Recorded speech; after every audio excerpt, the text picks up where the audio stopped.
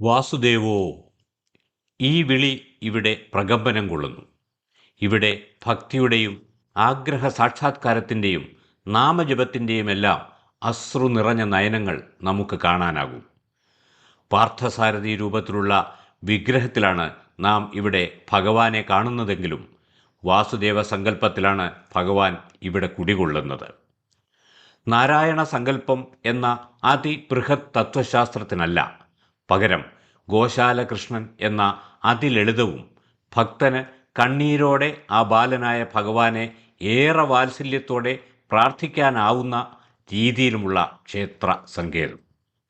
ഇത്രയുമൊക്കെ ഞാൻ പറഞ്ഞപ്പോൾ നിങ്ങൾ ഊഹിച്ചു കാണും, അതെ, ഞങ്ങളിന്ന് അമ്പലപ്പുഴ ശ്രീകൃഷ്ണസ്വാമി ക്ഷേത്രത്തിൻ്റെ തിരുമുറ്റത്താണ്. വിശ്വപ്രസിദ്ധമായ അമ്പലപ്പുഴ പാൽപ്പായസം ഇവിടെ തിടപ്പള്ളിയിൽ തിളച്ചു മറിയുന്നു.